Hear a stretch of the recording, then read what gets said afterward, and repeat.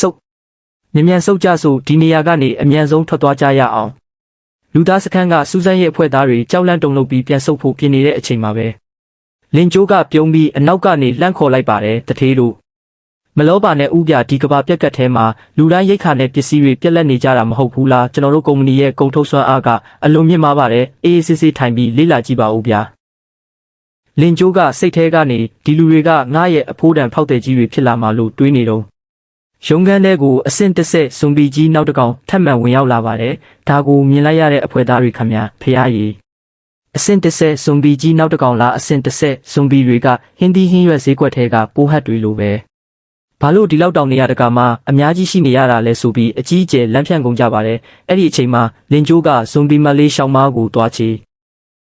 ကုမ္ပဏီရဲ့ပထမဆုံးစာချုပ်အောင်မြင်မှုအတွက်မင်းကိုပဲတာဝန်ပေးလိုက်မယ်ဒီအလုပ်ကိုအောင်မြင်လုပ်နိုင်ရင်စုချေးငွေနှစ်ဆရစေရမယ်လို့အမိန့်ပေးပြီးဧည့်သည်တွေကိုဧည့်ခံခိုင်းလိုက်ပါတော့တယ်အဖွဲ့ခေါင်းဆောင်ကကြည့်ရတာဒီနေ့တော့ငါတို့လွယ်လွယ်နဲ့ပြန်လို့ရမှာမဟုတ်တော့ဘူးလို့တွေးပြီးလင်ကျိုးရဲ့ကုမ္ပဏီရဲ့ကိုလိုက်လံကြည့်ရှုရပါတော့တယ်လင်ကျိုးကကျွန်တော်တို့ကုမ္ပဏီရဲ့လုပ်ငန်းကကွင်းဆက်တစ်ခုလုံးကိုလွှမ်းခြုံထားတာပါလို့ရှင်းပြရင်စက်မှုအလုပ်ရုံကိုလိုက်ပြတဲ့အခါအဖွဲ့သားတွေဟာလွန်ခဲ့တဲ့နှစ်ပေါင်း250ကဒဏ္ဍာရီလာအလိုလျောက်ကုန်ထုတ်လုပ်မှုစက်ရုံကြီးကိုမြင်ပြီးမယုံနိုင်အောင်ဖြစ်သွားကြပါတယ်ဒါတင်မကပဲစိုက်ပျိုးရေးအလုပ်ရုံကိုရောက်တဲ့အခါမှာလဲစိုက်ပျိုးရေး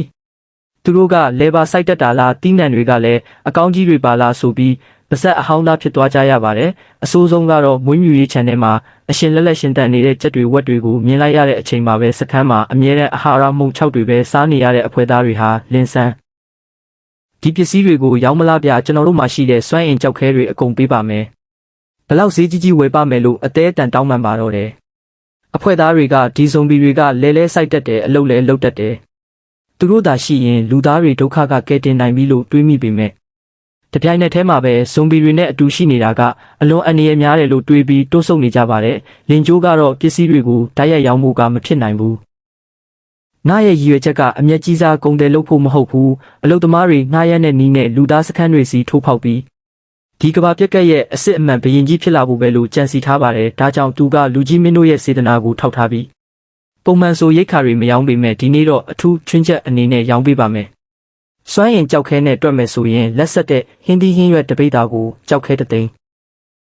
တစ်သီးဆို2သိန်းနဲ့ဆေးဝါးဆိုရင်ကြောက်ခဲ9တန်းလို့ဈေးနှုန်းကိုအစမတန်တောင်းလိုက်ပါတော့တယ်ဈေးနှုန်းကအလွန်ရက်ဆက်လွန်းလာကြောင်းအဖွဲ့သားတွေခမဝယ်ဖို့မတတ်နိုင်တော့ပါဘူးကဘာပြက်ကက်ဖြစ်တာနှစ်ပေါင်း250ရှိပြီမို့မျိုးစေ့နဲ့စိုက်ပျိုးရေးနည်းပညာတွေပြက်လက်နေတာကြောင့်ဘယ်မှဝယ်မရမှန်းလင်ကျိုးကကောင်းကောင်းသိပါတယ်အဲ့ဒီအချိန်မှာပဲလင်ကျိုးကဒါဆိုရင်ဈေးကြီးတဲ့ရိတ်ခါဝင်မဲ့အစား